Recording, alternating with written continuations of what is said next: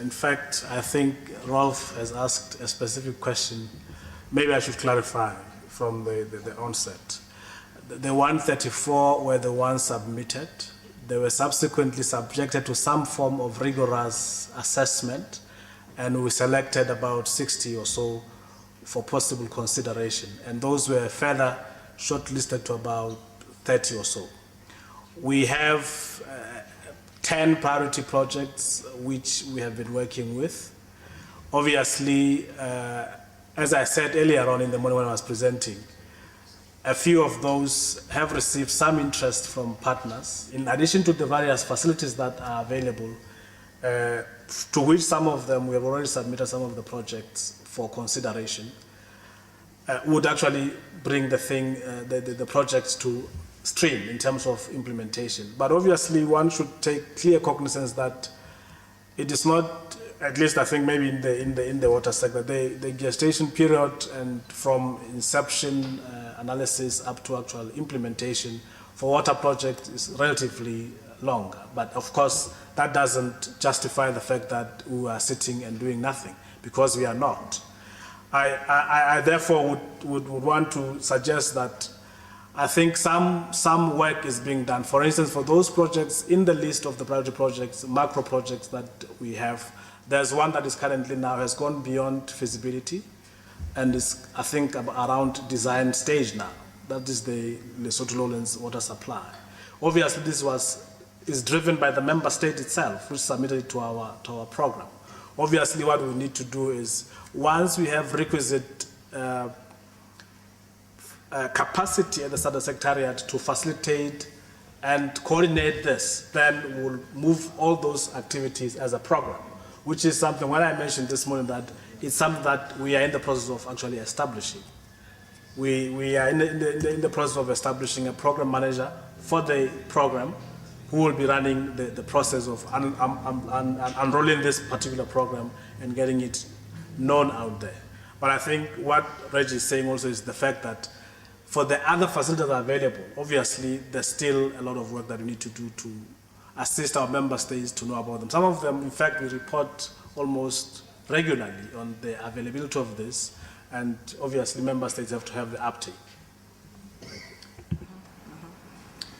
Okay, I think private sector financing is being considered as an option for the SADC region, and perhaps, again, opening this one up to our panelists, but perhaps more specifically to Reggie on this one. How willing is the private sector in the SADC region willing to come together and mobilize as stakeholders? My view here is that, yes, there might be a residual sense that there's still more that needs to be done, again, in the strengthening of institutions. There will always be. But I think what I would like to look at here is to say that maybe we have not been as proactive as we could be in trying to get the private sector to understand that we are probably ready now for them to come in and work with us. Because it's going to affect everybody. Precisely. I think the kind of policy and legislative reforms that have been undertaken by various countries in the region is directly in response to the need, or to the felt need, that we have to create a framework conditions for private sector monies to come on board. There is a sense also that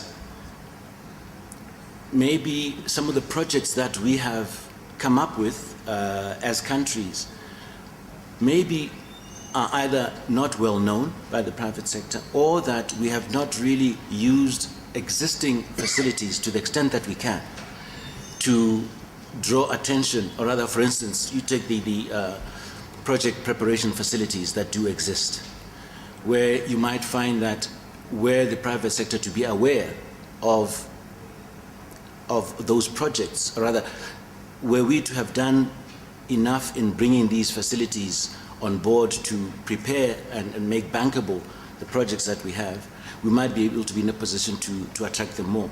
But I think maybe also we need to create the forum where we can interact with the private sector and be able to sell what we have in terms of they also having a role to play at this point, both in capacity development as well as investment in the water sector.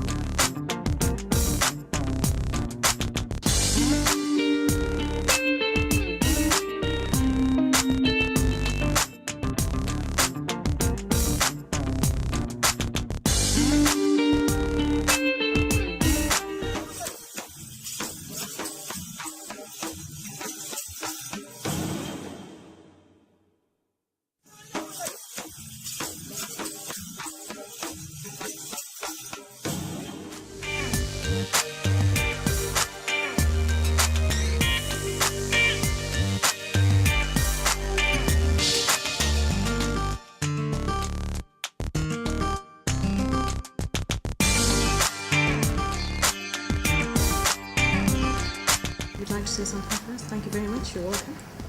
Thank you very much. I think that means we have to create an enabling environment for them to participate in the water sector, which is what I think we have at this point in time tried to do that. What you mentioned about policy frameworks that currently exist in the member states individually to try and make sure that that happens is a way in that direction.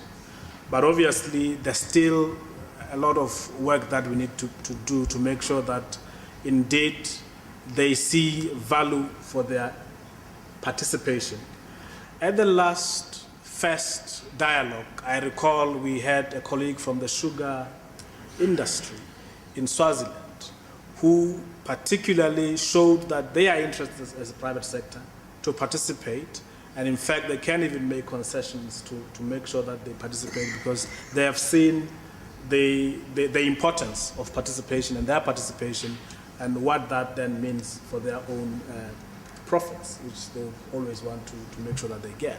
So I think there's still some little bit of work that we need to do as people in the water sector.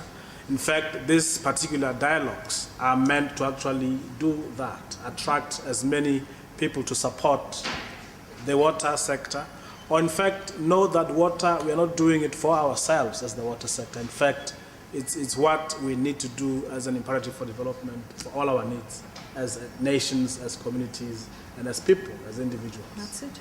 Thank you very much. But Dr. Reeve would like to add to our discussion at this stage.